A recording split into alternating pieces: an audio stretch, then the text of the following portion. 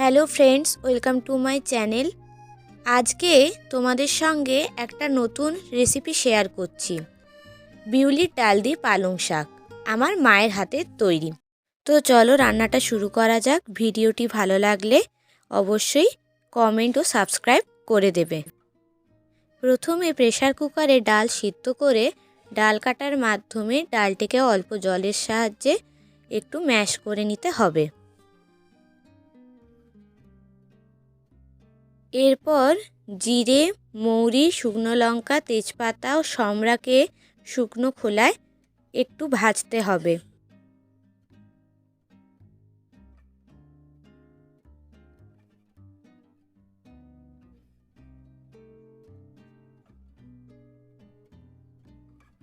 ভাজা হয়ে আসলে এরপর সর্ষের তেল দিয়ে একটু নেড়ে পালং শাক দিয়ে নাড়তে হবে।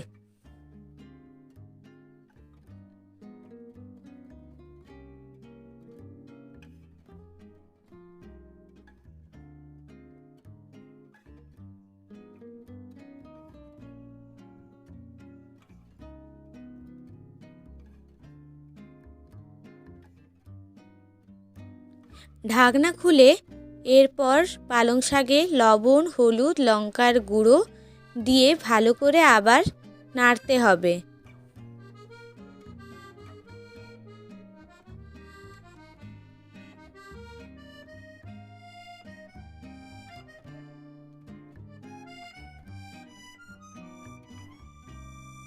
দুই থেকে 3 মিনিট পর ঢাকনাটি খুলে আদা বাটা ও চিনি দিয়ে পালং শাকের সাথে ভালো করে মেশাতে হবে।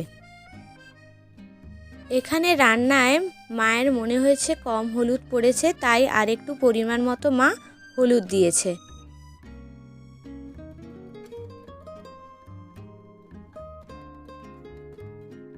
এরপর সেদ্ধ করা ডাল দিয়ে ভালো করে একটু নেড়ে ঢাকনা দিয়ে রাখতে হবে। ঢাকনাটা কিছুক্ষণ পর খুলে আবার একটু ভালো করে নাড়তে হবে।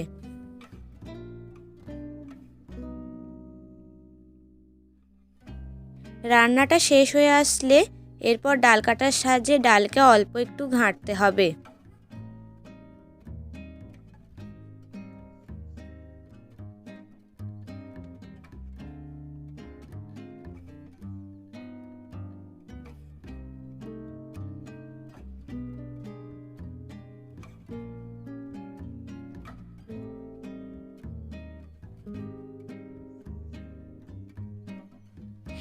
এরপর পরিমাণ মতো লবণ দিয়ে ভালো করে ডালের সাথে মিশিয়ে একটি পাত্রে ডালটিকে রাখতে হবে।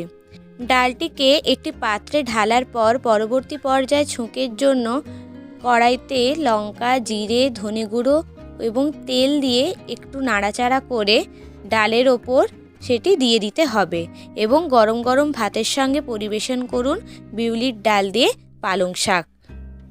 রান্নাটি যদি আপনাদের সবার ভালো লাগে তাহলে অবশ্যই চ্যানেলটিকে লাইক, কমেন্ট এবং সাবস্ক্রাইব করে দেবেন।